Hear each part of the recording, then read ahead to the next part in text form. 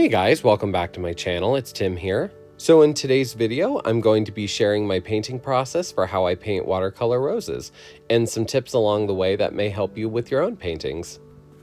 Watercolor painting can definitely be tricky in general, but especially in a digital medium, so having the right brushes definitely helps. So my favorite watercolor brushes and the brushes I will be using in this video are the Watercolor for Bears brush set by Angry Miko here on YouTube, and I'll quickly insert a picture of them here. I just wanted to preface this real quick too. This is not a sponsored video. Miko is an amazing artist and he's created several sets of incredible painterly brush sets, and I've been super happy with everything I've bought from him. These brushes are available through the website Gumroad and are super affordable, which is something that I really look for and appreciate. I use these brushes almost every day now, and I wanted to share how much I love them and how amazing they are for creating watercolor inspired paintings. So beginning the painting, usually I like to start with a sketch and start mapping out my colors, but for whatever reason recently, I've actually found it easier to start in the middle of the rose without the sketch. I don't know why that is, but it's just for roses specifically. I usually use the soft airbrush to lay down color and to blend with. It's probably one of my favorite overall brushes on Procreate.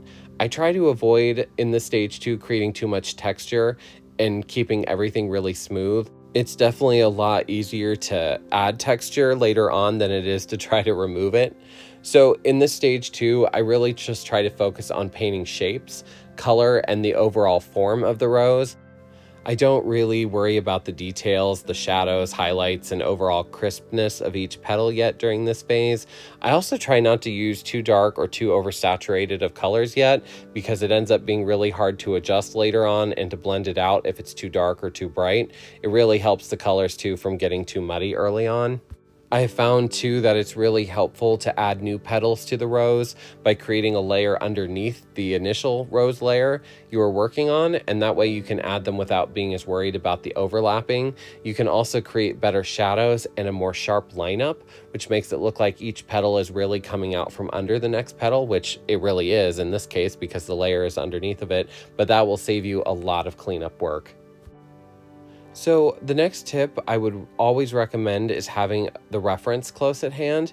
Even if you're not painting something photorealistic, it's usually best not to try to improvise with roses just because of how complex the shape can be.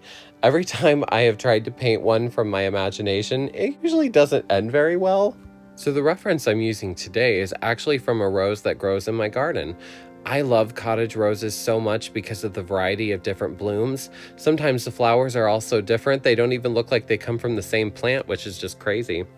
So when it comes to the color palette, I always like to save a couple of the colors that I will use a lot of, like the shadows and the highlights, but generally I like to keep the reference picture up, that way I have something real life to refer back to. Most of the other highlight and shadow colors will actually come from using a different variation of overlay, soft light, and hard light layer functions, which will create a lot of contrast and light, and that way we don't have to keep a huge palette of colors on hand. So something I would really recommend doing, and you'll see me doing it a lot of, is using a lot of different layers and creating a lot of copies. I really like to build up color and detail through layering. You can create more subtlety of color, and you will also be able to prevent muddiness when you're blending. Plus, if you end up having to erase something or if you hate something, it's much easier to get rid of and to start over without actually having to start over if you're working off a copy. I would also recommend on bigger projects and paintings like this to create 2 different copies of this in your library, because every so often I've had Procreate file corrupt and disrupt parts of my painting, and it's a lot less likely to happen if there isn't so much on one layer or if there are multiple copies of it. I've also had it happen where I will get something I call the dreaded dead square, which looks like this. Unfortunately, once this happens, there's nothing you can do to fix it. It's just this random square section of the painting that corrupts and literally just leaves a giant random hole in the painting. And it's super annoying to have to repaint these sections, so having a couple of copies will definitely save you if this should happen. Something else I do a lot too, and it really helps when I'm painting, is to remove the default white background from Procreate, because the white really hurts my eyes. And it really helps me to focus better without it, especially at night. Staring at that white light all night of the background sometimes makes it really hard for me to then fall asleep. I also love to listen to audiobooks, music, podcasts while I'm working. It really helps me to stay focused.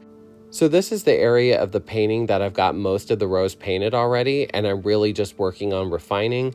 I'm adding details. I'm starting to add more color shifts throughout each petal, really just cleaning up each of the edges. So a fun little trick to make painting edges a lot more easy and to create some fun variation in the shape is to take the liquify tool with the push feature and to move the edges around.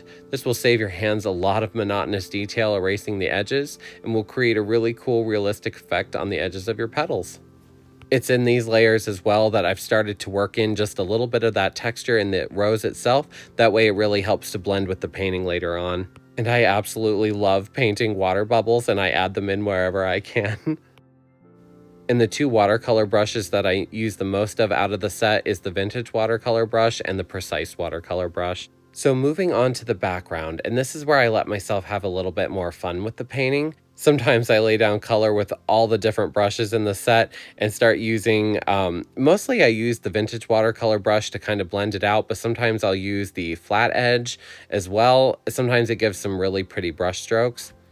I definitely want the background to look a little bit more dreamy, so I'm giving myself a little bit more freedom with it.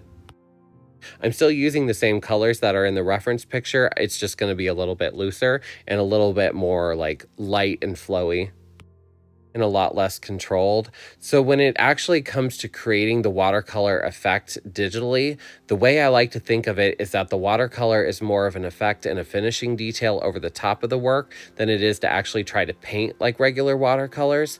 The brushes are just far too textured to paint photorealism with, by themselves anyways, without a ton of manipulation, which is just far too tedious for me, and the soft airbrush does it a lot better. And by using a lot of different layers with these brushes, you can really build up the watercolor effect and preserve that sharp detail you just did all that work on, and better control the blurring effect from the brushes.